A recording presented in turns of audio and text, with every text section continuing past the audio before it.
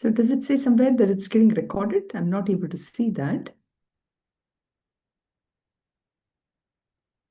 Yes, it's been recording. Yeah. Okay, Yes. perfect. Thank you. Perfect. Yeah. Om.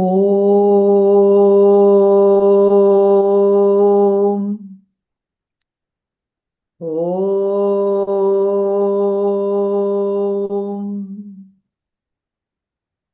Om.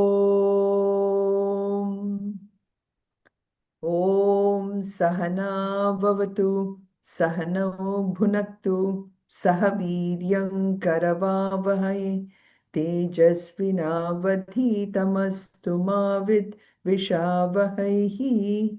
Om Shanti Shanti Shanti.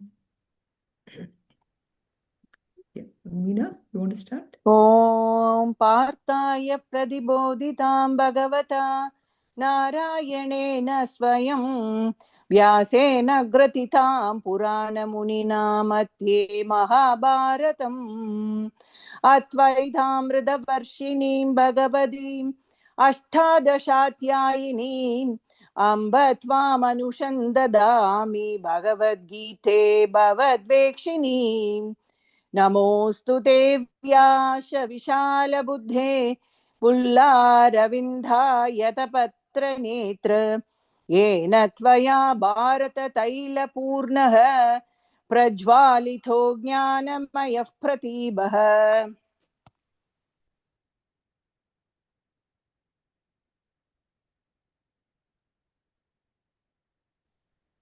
प्रपन्न पारिजाताय स्तोत्रवेत्रैकपाणये ज्ञानमुद्राय कृष्णाय गीतामृदुदुहे नमः। वसुदेवसुतं देवं कंसचाणूरमर्दनं देवकी परमानन्दं कृष्णं वन्दे जगद्गुरुम्। सर्वधर्मान् परित्यज्य मामेकं शरणं व्रज अहं त्वा सर्वपापेभ्यः मोक्षयिष्यामि मा शुचः। ॐ गुरुभ्यो नमः। So we're coming to pretty much the last section of this chapter. This chapter, by the way, is probably one of the most beautiful as well as a little heavy chapter, as you would have seen last time, right? Last time we were focusing on almost the absolutely the pure Brahman, I would say. And because we are discussing about something which is so absolutely pure, which cannot be definitely experienced by our senses, so not even by our mind, not even by our intellect. So it's only through intellect that we can actually even come to understand that there is something called Brahman, you know. But rest, we have to allow for the grace of Bhagavan, Lord Narayana, to, give us that ability to really understand what it is to be one with Brahman. So this is really, what the reflections we are looking at from in this particular section of the chapter. And of course, we all will be a little confused. Okay, I'm leading a good life. Things are going well. My family is doing well. Yes, my daughters are taking a little longer to get married. That's a different issue altogether. But as such, I'm doing well. So why do I need to know this? So I thought, maybe even between the three of us, four of us here, uh, let's kind of have a little bit of, an idea as to why do I need to really know about this supreme reality, the absolutely, the absolute consciousness itself. What do you because think? everything what I am is only through Bhagwan's gift to all of us. So if you believe in that, then yes, the Correct. life that we are living, I mean, every day, every morning, every moment, every second of our life, it's all Mm-hmm. given by Bhagwan. So Correct. naturally, yes. Correct. So And naturally, also, I I mean, have I a think, question. I know yes. when you come to this sloka, you'll explain clearly. Samam Which shloka Pashyan, is that? Which yeah, shloka is it? 29, I think. Samam Oh, Pashyan hi sarvatra ah, samavastidameshwaram nahi nasyatmanatmanam tato yati Paramgati. param gatim. So, Yes. in that, I mean, the other day, I think you said, I just want to make sure I'm understanding it correct. So, in this particular sloga, what Radha Krishna is saying to say is, when you see me everywhere equally, then uh, for sure you're going to come to me. But then I didn't Mm-hmm. understand, you're not going to destroy yourself. What does that mean? Correct. You're not going to destroy yourself. Okay. Okay. Very good. So you're right. When we come to that shloka, Mm. so if I don't get to it, do remind me, Yes. Meena, I will explain that. Yeah. Um, I can explain that with a few simple analogies, Yes. which, That's what I and want. once you understand the concept through the analogy, you will be able to understand this Yeah. itself, you know. Yeah. You can go ahead Com- with your reflections. I'm Yes, sorry to sure, sure, disturb. sure. Yes. So, as you rightly put it, I mean, we are probably at that age where we are living on complete gratitude, right? So when you said, if I can know that, everything, whatever has come to me, whatever I'm enjoying today, whatever the benefit that I'm seeing is only because of Bhagwan, then I really want to know who this Bhagwan is you know of course, for a lot of us, we may say that, I really don't want to know who Bhagwan is. I only know that he's there, he's going to take care of me, and I'm just completely surrendering myself to him, and through his grace I will get everything. So that is definitely that state of absolute bhakti that we are all very grateful for.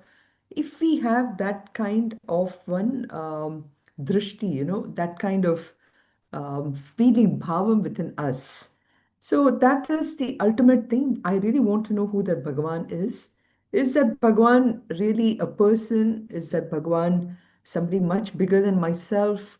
When I know that, then what happens is the benefit, what we're getting into out here is the benefit is I understand finally that at the highest level, and this is Advaitam actually. So at Advaitam level, there is nothing but that Bhagwan everywhere. So if it is that Bhagwan everywhere, then who am I? You know, I am also part of that Bhagwan.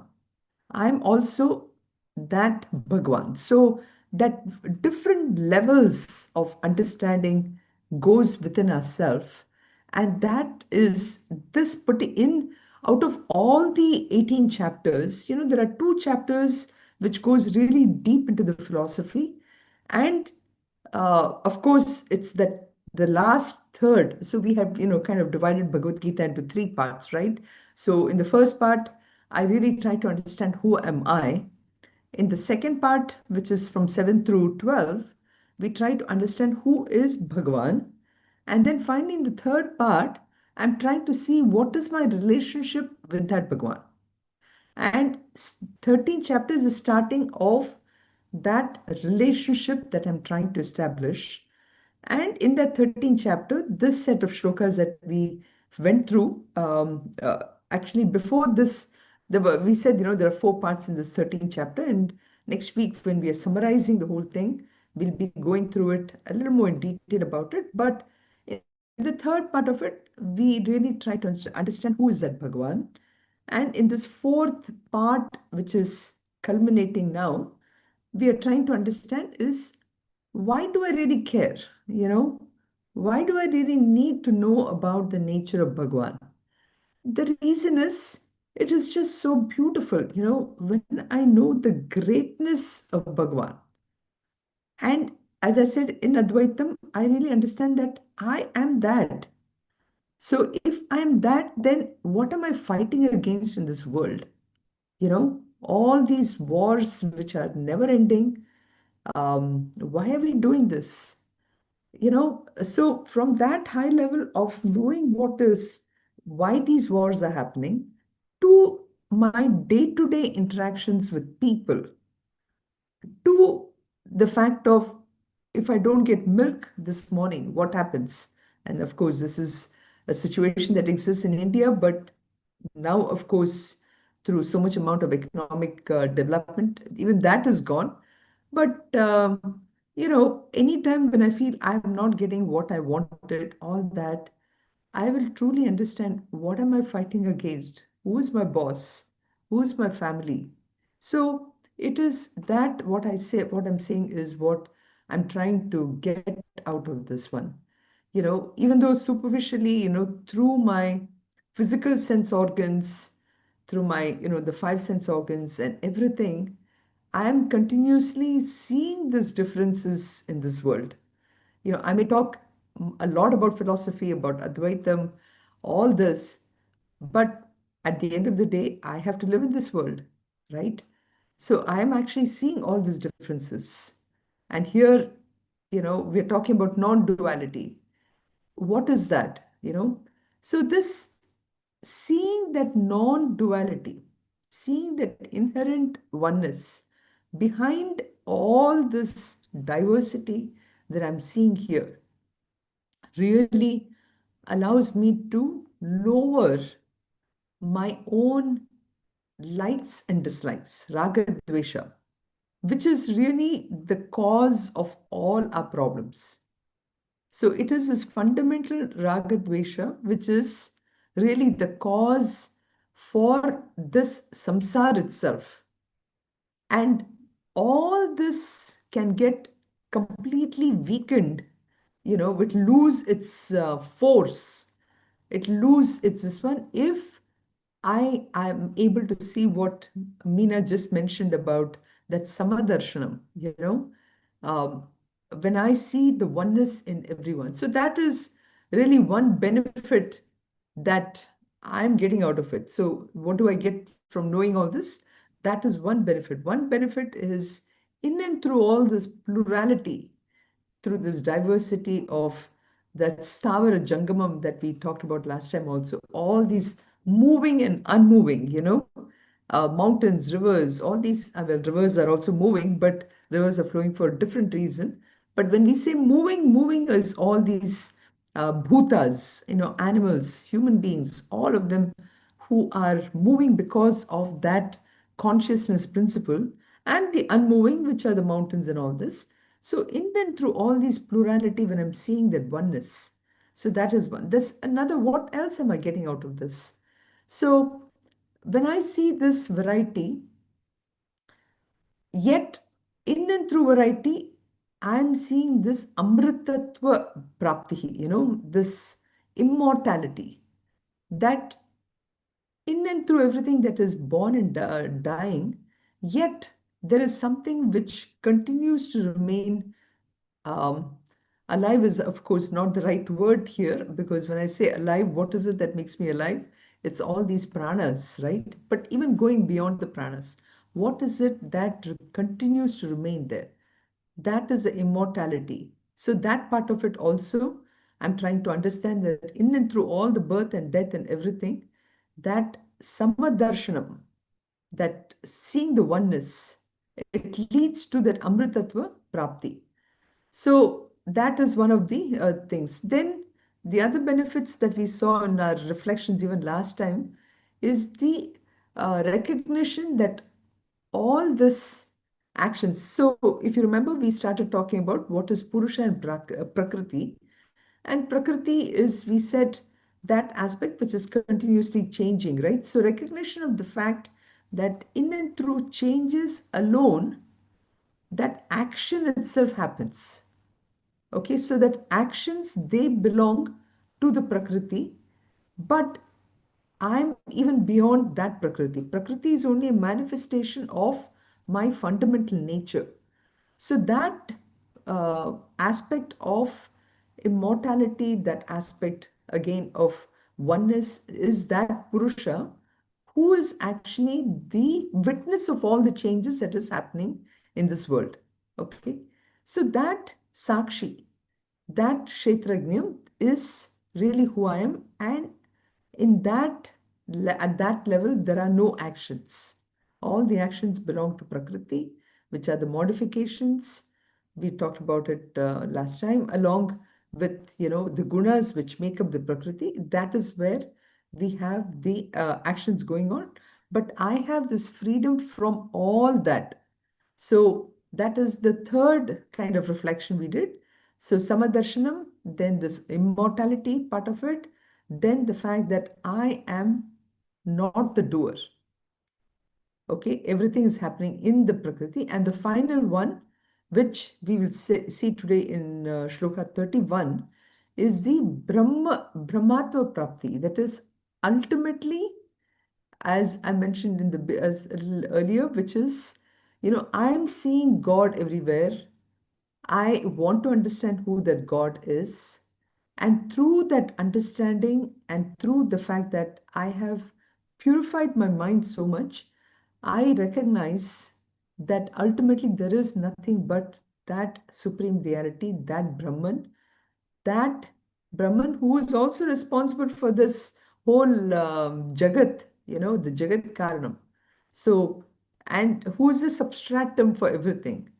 Who's the what should I say, the absolute substrate, so for all this, ultimately that is who I am. So that Brahma Darshanam and recognizing this one is the last benefit that I am getting out of this. So um, how did this all happen? And this one is, of course, we will get into it more and more and more. But it is almost, again, maybe when I come to the Shloka 29, we can discuss a little more with a couple of examples. Okay. So from 21 onwards, we saw this really coming out of this whole benefits itself, with yavat sanjayate kinchit sattvam sthavar jangamam kshetra sanyogat tatvidhi bharatarshava, that this whole world itself is nothing but which has come through the union of kshetra and kshetrajna. So we also said samsar is basically what I make out of it, and the only way I can get out of it is Atmani, Atmanat Pashyanti, Atmani, Atmana, Atmanam Pashyanti. So in and through all the samsar, I'm still seeing that Atma. So that can happen, of course, only through our purification of the mind, right? And we have been given this beautiful body to transact in this world. People have come into our lives, my own family, my daughters, my sons, grandchildren, all of them have come into my life basically for me to interact with them. But in and through all these relationships, how can I see the oneness? So that is the one which the purity of mind, which will allow us to see it, which can happen only through action. Okay, that purity of mind, we have to do it by action, but understanding that in and through everything, I really don't have to do action. So I was just reading a little bit of Ashtavakra Gita, it says that if I'm always working very hard towards moksha, okay, so this is an interesting thing, something which you can ponder upon is, I'm working very hard because I want to get moksha. Guess what? That will never happen. Okay. We don't have to work very hard towards moksha. But what we need to work upon is all these instruments that is given to us, we need to sharpen them. It's like, I mean, if I'm using a blade to sharpen something, I need to make sure the blade is sharp enough. So I need to, grind it accord. We don't do that anymore, of course. I can just go to get a Faber-Castell knife or something to cut, right? I mean, they have the technology is so good that the knives are really so sharp these days, right? So for us to, we need to sharpen the mind. We need to sharpen our intellect through various means, whether it is pujas, rituals, our japa, and of course, keeping our body in good shape so that I can do the japa and everything. So my body doesn't interfere when I want to do my japa. So all this can allow me to get to a state where I can be alert and really understand this highest knowledge. So then in 28, you know, uh, like I talked about, today we tend to focus a lot upon others' physical appearances, the words that people use, the various ideas and thoughts that float around at my workplace, all this. So Lord Krishna is asking us, now to shift our attention and develop an attitude where I can actually focus from all the things that is, what should I say, perishable, something which we know for sure doesn't have much of a life, you know. So trying to, it is within our own mind. It's not as if that I'm running away from everything that is temporary. I cannot run away from my family. That's impossible. I cannot run away from the things which gives me even a little bit of joy. I cannot run away from all that. But in and through all that, only in my mind, I have to shift my attention. I have to make that shift within myself.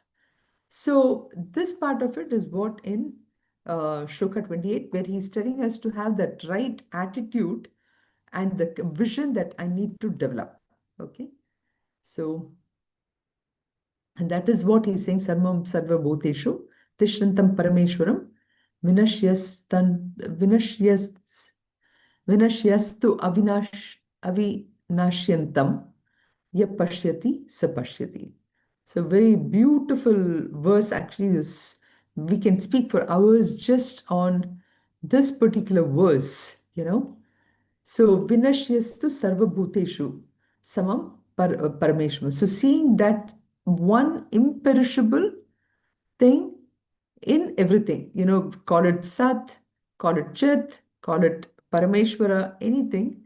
So Krishna is trying to say that Bhagwan, again, bringing back what Meena said, if I can live in gratitude to that Bhagwan, I need to know that Bhagwan is not sitting somewhere, way above in the clouds or something. All that was good when I was in school, when I was very young, where I wanted to bring the concept of God to that baby, So at that point, I can say, yes, it is that God who's sitting above the clouds, who gives us the rain, sun, all that is good. But now I need to understand who is that Parameshwaram. That Parameshwaram is that absolutely changeless Atma in everyone. And that one I have to know. So the yo Veda Nihitam Guhayam Paramevyo Man Deho, that one who is beyond all these bodies. So at that level is what I need to understand here. So, and Yapashyati Sapashyati, yeah, this part I just want to mention. And only who is able to understand that in and through all this changing, perishable world, there is that changeless Atma. It is only that person who is really seeing the world, who is really interacting in this world. So now coming to the Shloka 29, which Meena had asked. Yes. So in this shloka, he will, you'll see the shloka, which is so beautiful. Samam pashyan iha sarvatra samavastitam ishwaram na hinasyantam atmanam tato yati param gatim. So you're asking about, who is destroying whom? Am I really destroying myself? Yes. And how am I really seeing this whole world as that Lord who is reaching everywhere? So, Krishna is really asking us to develop that sama darshanam, the vision of seeing that one Ishvara who is not destroyable in everything that is being destroyed. So, simple analogy that we have already. Yeah, go ahead, Meena. You Same, want right? to say We are seeing how? we are seeing him same everywhere. That's what you're trying to say? No, so we are seeing that Krishna, like for example, okay, now you are talking, Mm. and I know that you are talking, that, Meena, who is, this individual who's is talking. Yes. But in and through Meena, I understand it is actually none other than Lord Krishna who is in the form of Meena who's talking to me. Oh, If okay. I if I focus on the fact that, okay, Meena is talking to me, and the image of Meena as a certain individual with certain shape, form, size, color, if my mind is focused only on that, then what happens is all the previous impressions that I would have had about Meena will come to me, and that acts as a filter through which I am actually interacting with you. But on the other hand, if I recognize that Meena is none other than the Lord Krishna, and she has taken up this form to talk to me, then my interaction with you will be very different. So Mm. this is what Lord Krishna is asking us to see that vision. So it's a kind of a switch in the brain. I need to make that switch all the time when I'm interacting in this world. So, but that doesn't mean that, sometimes we may say that, oh, okay, then if the boss is seeing the same Krishna and everyone, why can't he give the same raise, to everyone? After all, everybody is the same, right? Mm. But that cannot happen because, again, if I recognize that every individual has come for a certain reason, I remember seeing this one episode of Sweets. And I don't know how many of you have seen this episode on Netflix. A long time back, I had seen this, and I remember that suddenly it came to my mind. But I'll explain why I said that. Um, uh, I think who are those characters? Do you remember this Netflix series? Now it is on YouTube. So sometimes when I'm trying to access YouTube, this will come on my sidebar, and I just watch a 2-minute episode or whatever. Um, Suits. Okay. It's about this really kind of a young guy who somehow gets into this law firm. And in this law firm, all these lawyers are from Harvard. Okay, they take only Harvard graduates. But somehow this kid is able to convince the interviewers, and he gets in.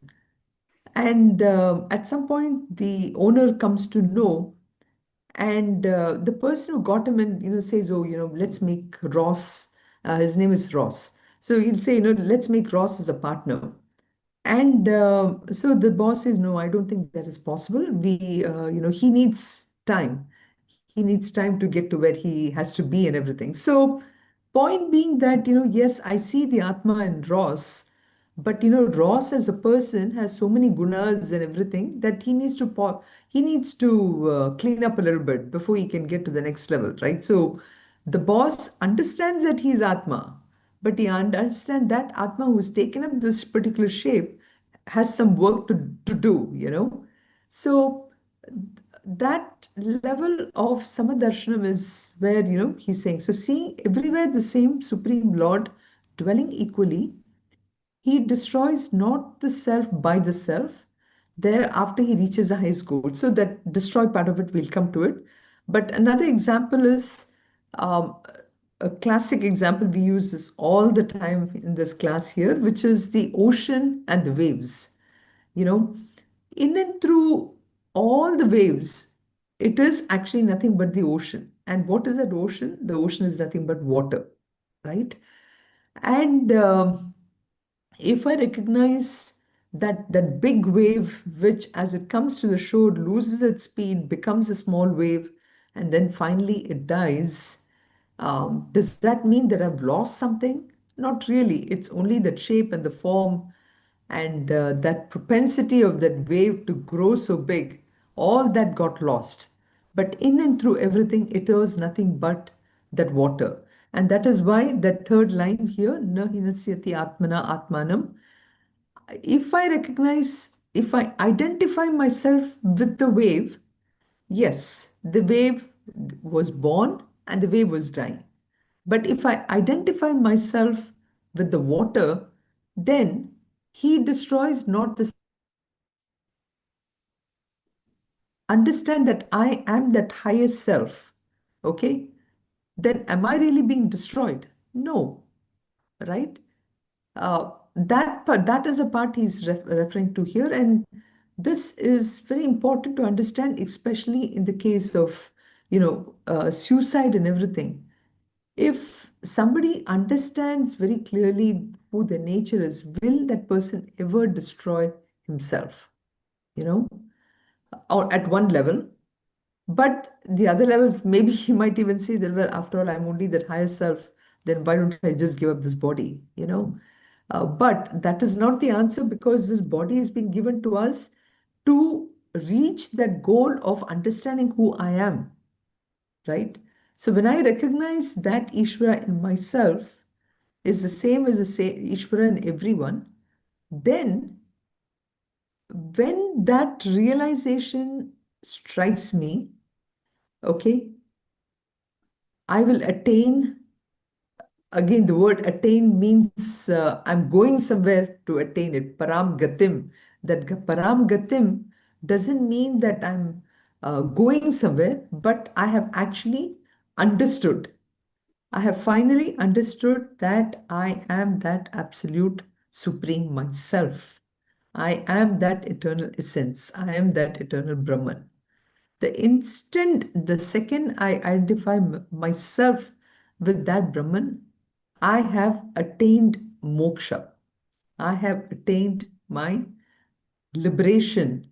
I have attained that nirvana. Whatever words one may use, that is what he's saying. That is the highest goal. So, that attaining that, sitting in wherever I am right now, if I'm able to understand that concept, I have attained moksha. That is what the highest philosophy of Advaitam talks about.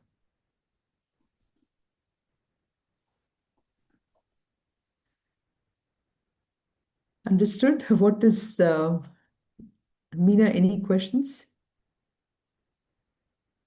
Yes, I mean, it's clear now. Thank you. Does anybody have anything else to add to it?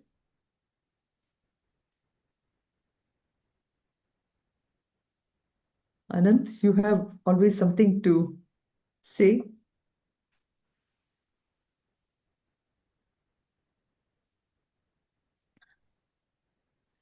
So it's again, these verses 28, 29, all of them are basically, trying to make us understand that in order to attain moksha, I don't have to run away from the world. All I have to do is really work on getting that purity of mind again through all the Shravanam, Mananam, Nididhyasanam. I can attain that same moksha. But in a day-to-day life, what happens, which is the day-to-day life is actually the examination, we are studying, we are trying to understand, and my day-to-day life from the time I get up to go to until I go to sleep is the kshetra which is given to me in order for me to practice what I'm studying. and to see, am I really seeing that biggest self, that high self in everyone? So normally we just go through our day like like robo sometimes, right? We just do the same old things.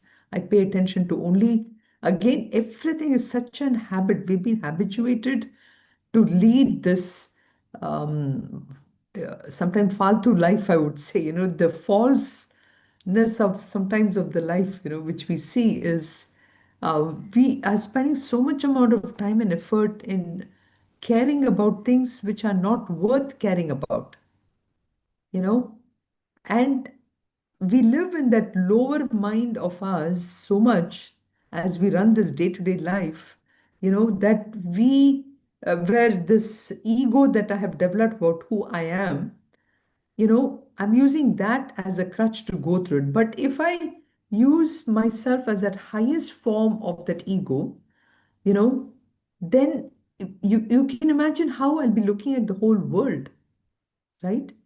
So, so this is, when am I really destroying myself? I'm destroying myself when I'm only concerned about myself, my needs, only my family.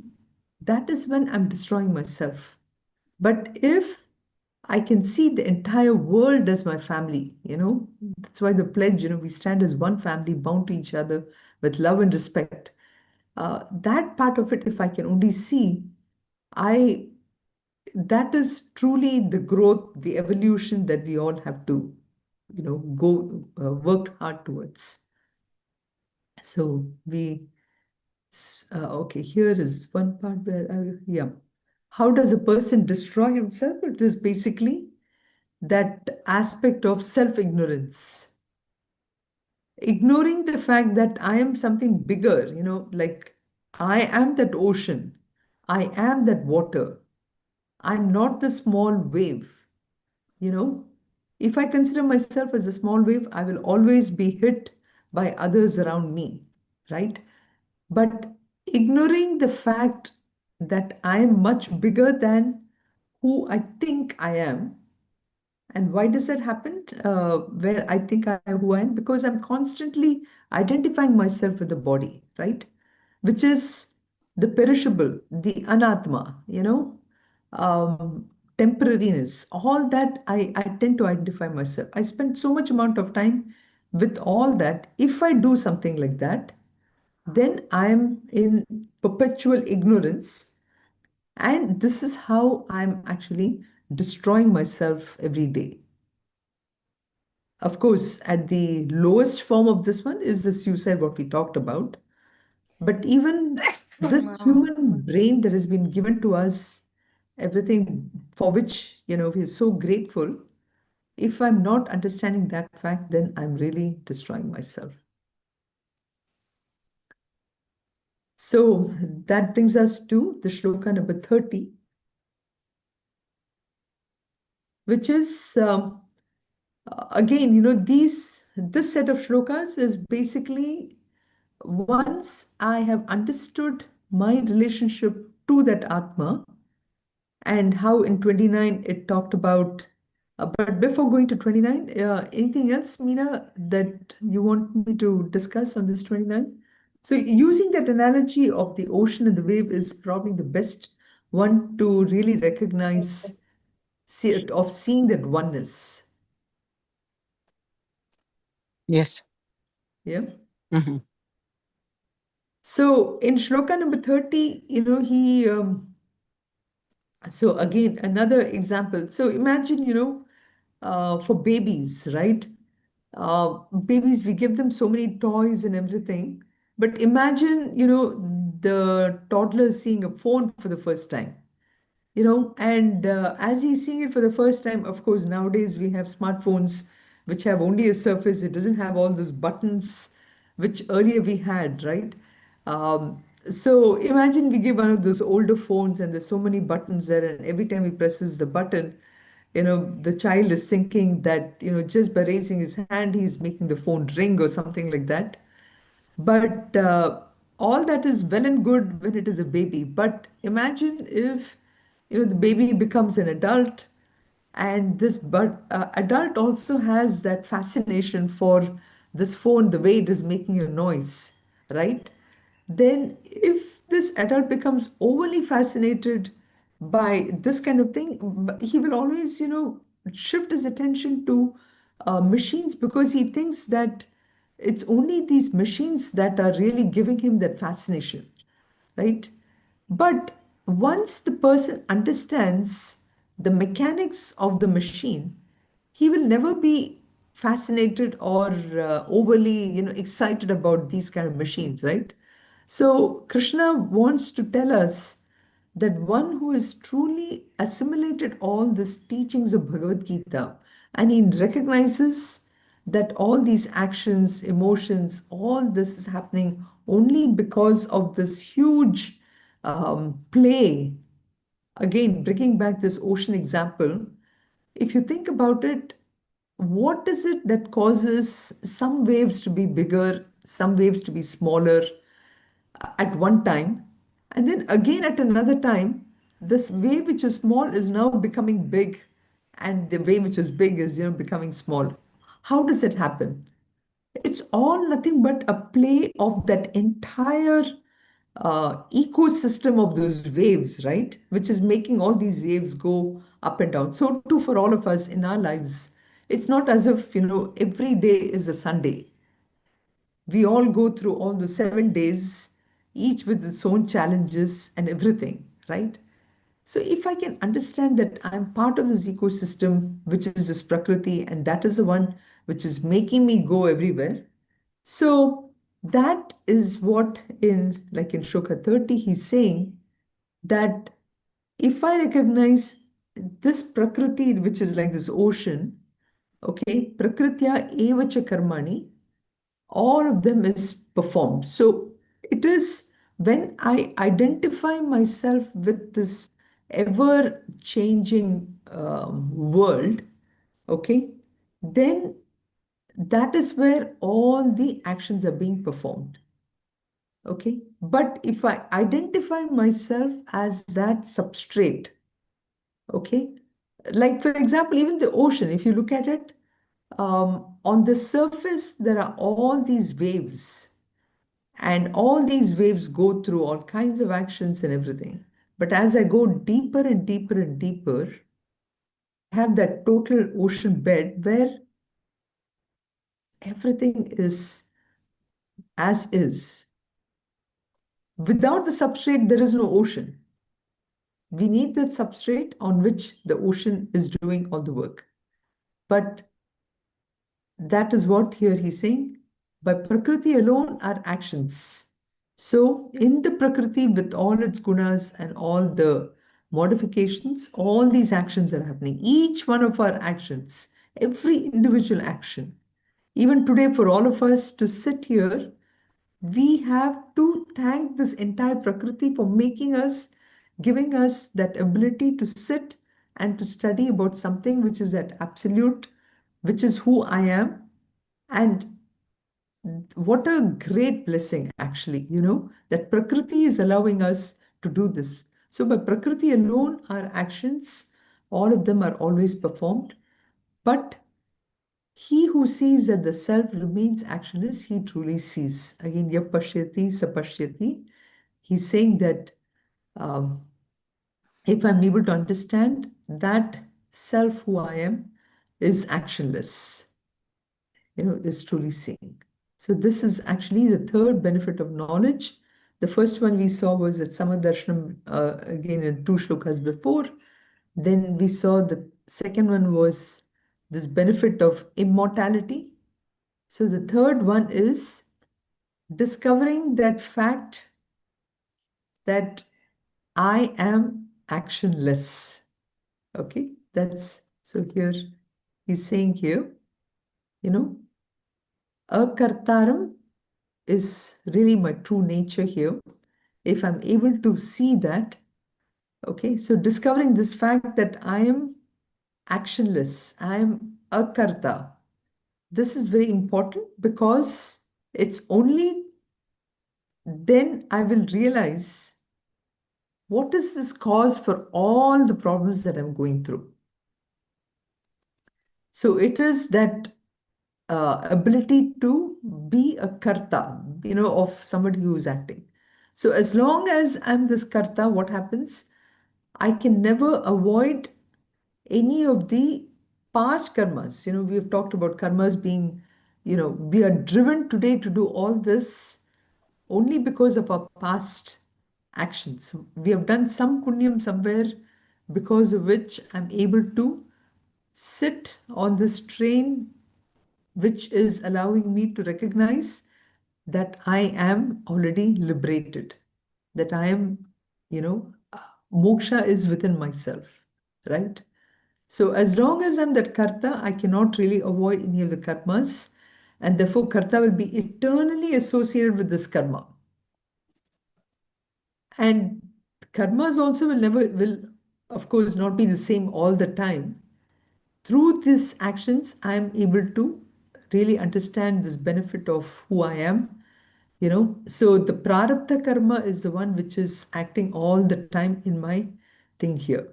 So that is the benefit of knowledge is I truly understand that I am actionless.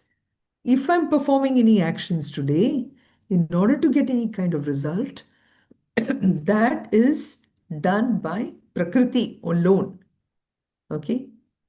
I, as a small wave, am part of this bigger ecosystem, and through all this, the actions are happening. But in and through everything, I am nothing but that water. I am that ocean alone. So that is how this whole world is all about. So that is what in Shloka 30 he's talking about. And in, do we have time? Yes, we have about at least 5 to 7 minutes here. So in Shloka 31, he will talk about that even, I realize that I am that akarta or actionless person. If I develop a detachment towards, in my mind, towards this action of this entire Prakriti, um, how am I really living in this world? Does that mean I shouldn't have this tea? I shouldn't have this thing which is so fascinating for me? Not really. He's saying that, at the end of the day, your senses will still get fascinated by all this thing in front of us, by the diversity. So how do I deal with this? And that is what in Shloka 32, 31, he's trying to say that yada bhut भावम् एकस्सम् अनुपश्यति तथा एव च विस्तारं ब्रह्म सम्पद्यते तदा. So when I understand, again, ocean is the best example for here. When I understand that all these waves are resting only on that substratum, and that is the one which is spreading out completely, then that person himself, it says becomes Brahman, but basically the person within his own mind has finally understood. He has evolved within himself to understand who he is. The classic example of this metamorphosis of a caterpillar to a butterfly,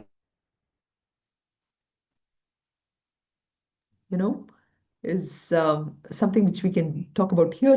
The butterfly was not something which was suddenly brought from somewhere else. The caterpillar itself became the butterfly through its own metamorphosis, right?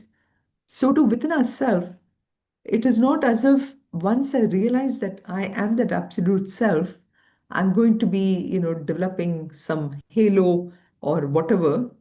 Nothing. Everything still remains the same. The only thing that changes is that sense of doership and sense of that karta part of it. So this verse basically places that complete doership totally out of the reach of this ego. The seeker now realizes that even Prakriti, which is as selfless as the sun, still operates in the realm of this ignorance of all the beings, right? So here he's saying that even the smallest trace of ego, whatever is there, is completely gone for such a person. So they understand that Prakriti eva cha karmani. So that Prakriti will continue. So all my eyes and everything will still continue to be fascinated with everything. But now I have a greater enjoyment of everything. I will actually smell that rose even better. I will see beautifully in a jasmine all the petals, and I will also recognize that how a jasmine cannot be a rose. I see all that very clearly, and I see that hand of Ishvara everywhere in creating this beautiful Prakriti for my own enjoyment. So, ekastam anupashyati. So, I see everything, the beauty, the diversity. I enjoy each one of them, and I live a life of fulfillment. The vistaram, the diversity is what I see. Brahma sampatyade. So I truly understand what the whole world is about.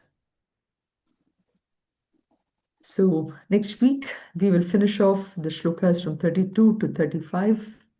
Again, some beautiful shlokas coming up about very profound concepts. Any final thoughts? Hari Om, these are Adhyana? quite powerful concepts. Samadarsanam, Amrutatvam, and actionlessness. What the benefits of knowledge. Quite Right. powerful. Yeah. Thank you. You're welcome. So next week we'll finish the 13th chapter. And after taking us to such a height of knowledge, Krishna then comes down quite a bit in the 14th chapter, and 14th chapter is so beautiful, easily understandable chapter. It's just this 13th chapter where he's now introduced that highest concept, and after, of course, 14th will be, like I said, very easy and very easy to grasp, which we can go through rather quickly also because, as I said, 13th chapter being very heavy, I took it really slowly here. But 14th we'll breeze through. Then when we come to the 15th chapter, again, he brings back these powerful concepts in one of the smallest chapters. 12th chapter was small, 15th chapter is even smaller, only about 20 shlokas in the 15th chapter. Okay? Sarve bhavantu sukhinah, sarve santu niramayah, sarve bhadrani pashyantu, ma kasyat dukkha bhag bhavet. Om Shanti Shanti Shanti. Om Purnamadav Purnamidam Purnat Purnamudachyate Purnasya Purnamadaya Purnameva Vashishyate. Om Shanti Shanti Shanti. Harihi Om Shri Gurubhyo Namaha. Harihi Om.